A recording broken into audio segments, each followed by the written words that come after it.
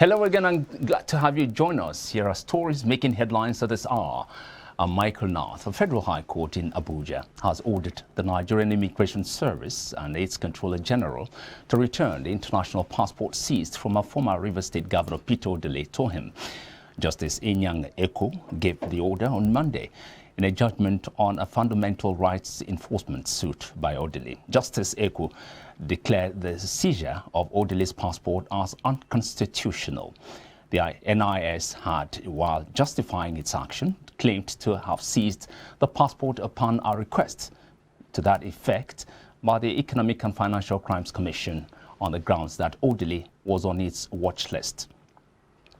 Owerri, the Imo State capital, was a shadow of itself on Monday as residents continued to stay indoors in compliance with the stay-at-home order of the indigenous people of Biafra and the 5 southeast states of Nigeria. This has continued 2 months after the separatist group IPOB said it had cancelled its weekly stay-at-home order and protest against the detention of its leader Nnamdi Kanu by the federal government. On Monday in Owerri, banks, schools, markets and offices were under lock and key. Our correspondent who monitored the development saw youths playing football at Ikenegbu, a place known for huge economic activities. Students of Imo State University refused to attend lectures as parents and guardians kept their children and wards at home. Apart from pharmacy shops, all the stores in Mbari, Okigwe Road in Imo State University Junction, controlled post roundabout, Akwakuma, Amakohia and Withero roads were all locked. A few persons who came out were seen trekking as commercial vehicles stayed away from the roads. Now, following the ongoing crisis in the People's Democratic Party in Oyo State, 2 state chairmen have emerged in the party, the just concluded Congress in the state. Dayo Ogunbim emerged as the state chairman to the Governor Seyi Makinde's-led PDP with a total vote of 3,110 at its Congress held at the Lekon Salami Stadium in Ibadan. Now, the Enugu State Governor EBONYI, who announced the results at the end of the election, also pronounced James Olukunle as the deputy chairman of the state's PDP. Governor Seyi Makinde described the Congress as historical, saying the party's next national Congress would unite the entire country. All the ESCO that were elected today were elected on consensus basis. We only and every member had to cast their vote to follow due process. That's what just happened now. PDP will be brought back to its past glory. I am honored as chairman of the 2021 PDP State Congress for Oyo State to announce the following results. Having gone through a free, fair, and transparent process. It is historical.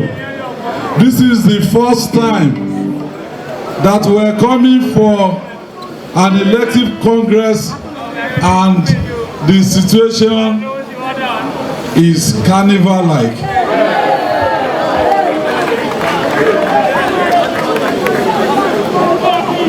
And I am sensing the same thing for our national convention. PDP belongs to all of us. They must come back and get integrated into the fold. The same. Former Deputy Senate President Senator Eke Ekweremadu has canvassed for true federalism, heaping the myriads of security challenges on the existing nation's wrong security system. He wants state and local governments to take control of security apparatus in their domains. Fielding questions from newsmen in Oyo, Ekweremadu argued that the monopoly of security apparatus by the federal government is responsible for the unending insecurity in the country. For over 10 years, I've been talking about the subject of security in Nigeria. I've spoken both within and outside Nigeria on the need for us to do what others are doing so that we can get the result they are getting. If you are doing the wrong thing over and over time, you can never get it right. The problem with our security system is that we forgot that we run a federal system of government and we are running a unitary security system. There's nowhere in the world where a federal system, federal government is running a unitary police. It doesn't happen.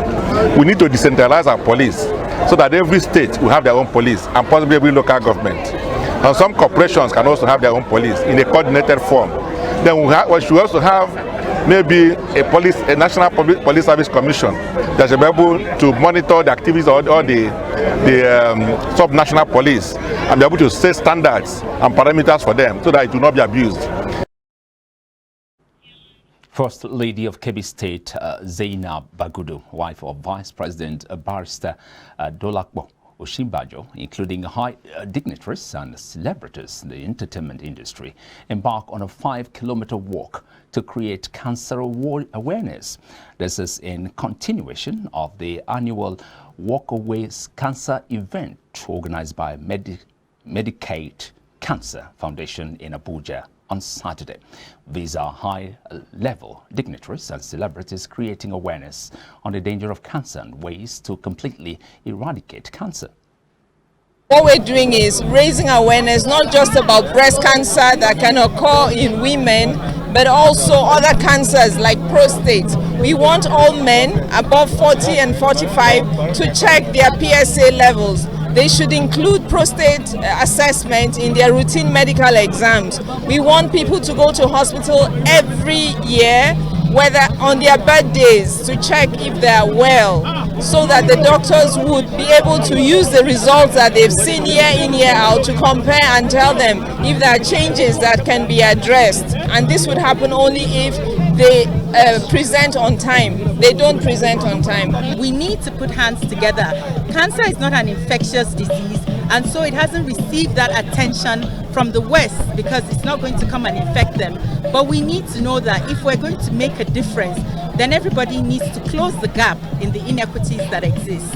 In Kebbi, we have an indigent fund that was, again, her pioneering work to mobilize money to support the indigent who are affected with cancer, which has led to, at the national level, adoption of a catastrophic cancer fund, which for the first time in our history, President Muhammadu Buhari and the National Assembly agreed to provide funding where eligible indigent beneficiaries will be assisted. This is again in addition to treatment centers that are coming up in Nigeria, supported by federal government and private initiatives. So yes, it still remains a challenge, but in the last few years we have seen significant progress.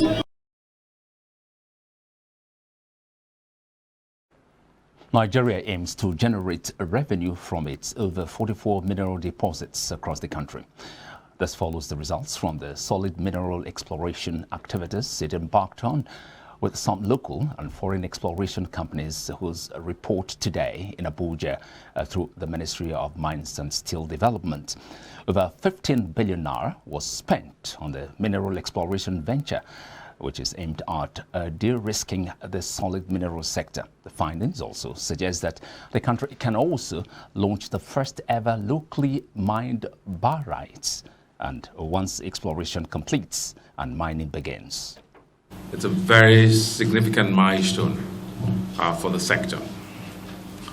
This is an investment of about 15 billion naira that the federal government of Nigeria has made into the sector.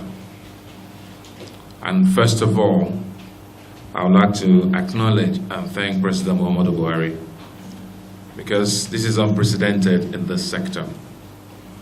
Sometime in 2017, he granted the first intervention extra budgetary fund to the sector, which is about 30 billion naira. About half of this was dedicated to exploration projects, which is what we call NIMEP, National Integrated Mining Exploration Projects. The ministry just acted as an organizer, so to say. We are not into mining, we are not into milling, and we are not into the bargain. But we are bringing these segments together, which was absent from the industry. That's why we've not had Made in Nigeria being used. The project. The Christian Association of Nigeria has congratulated Muslims across the country and the leadership of the Nigerian Supreme Council for Islamic Affairs on the occasion of this year's Eid al-Mawlud, which marks the birth of Islamic prophet Muhammad. CAN used the occasion to pray to God to bring back peace and tranquility to Nigeria and bind the nation together with improved economic growth and development. This was conveyed in a statement signed by its General Secretary, Joseph Bade Daramola Esquire. The President of the Senate, Ahmed Lawan, has congratulated Muslims on the occasion of the Eid al-Mawlud, which commemorates the birth of the Islamic prophet Muhammad. Lawan, in a statement on Monday by Special Advisor on Media, Ola Awuniyi, said the occasion should remind Muslims and all people of faith of the virtues of peaceful coexistence, love and tolerance as taught and lived by the Holy Prophet. Lawan added Prophet Muhammad set clear examples through his life of piety and fervent worship of Allah for all true Muslims to emulate at all times. The Senate President reminded those celebrating to continue to observe the COVID-19 health protocols during and after the celebration. He also called for prayers and support for law enforcement agents and security forces in their valiant and patriotic efforts to protect all of us. Now, gunmen around 12 a.m. on Monday attacked Ohuku Police Headquarters at 135 Ezambo, Ohuku local government area of EBONYI State, killing a police sergeant. They also set the station ablaze and burnt vehicles at the station. A police spokesperson, Lavith Oda, confirmed the attack. Now, she said, quote, about 23 hours yet to be identified gunmen came to Ohuku Divisional Headquarters to attack the men and officers of duty, and they were repelled. In the process, one police officer, a sergeant, paid the supreme price. End of quote. Now, 10 of the bandits terrorizing Giwa local government area of Kaduna and the environs have been confirmed gunned down by security operatives there. The Commissioner for Internal Security and Home Affairs, Samuel Aruwan, who confirmed the development in a statement on Monday, said the bandits were among those hibernating around some flashpoints in the state.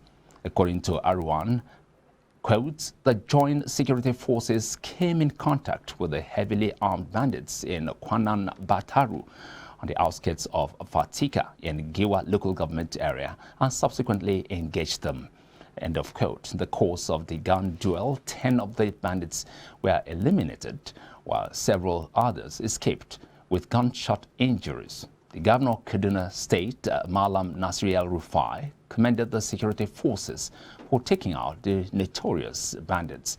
The governor wishes the troops and personnel more success in the ongoing operations across the state. Heavy rains killed 20 in South India.